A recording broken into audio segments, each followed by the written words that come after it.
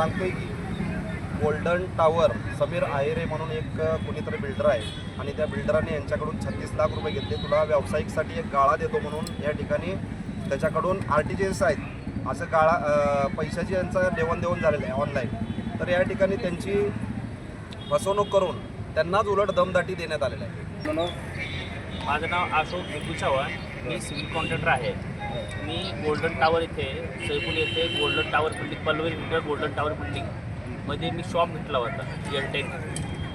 त्याच्यामध्ये 438 किलोमीटरचा शॉप आहे. त्याच्यामध्ये मी 36 लाख रुपये दिलेले आहे. त्याचा मालक समीर वाल्मिक आहिरे. कोणाला दिले आपण 36 लाख रुपये?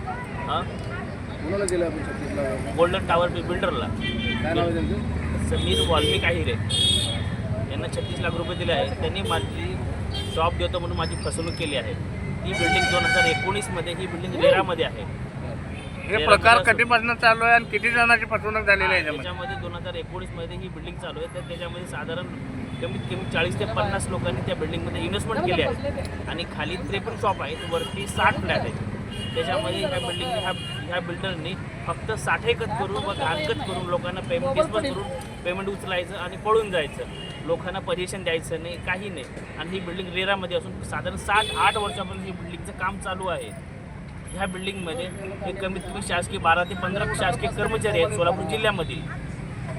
ह्या बिल्डिंगचे मालक समीर वाल्मिक आहिरे यांचा साडू संतोष शिवाजी राठोड हा मोहोळकर तांड्यावरचा आहे, बोरामणी तालुका दक्षिण सोलापूर जिल्हा सोलापूर. ह्यांनी मी CP ऑफिसमध्ये अर्ज दिला होता की बाबा माझा ह्या 36 लाख रुपये मला मिळावे म्हणून मी CP ऑफिसमध्ये पोलीस आयुक्तांना मी अर्ज दिला होता.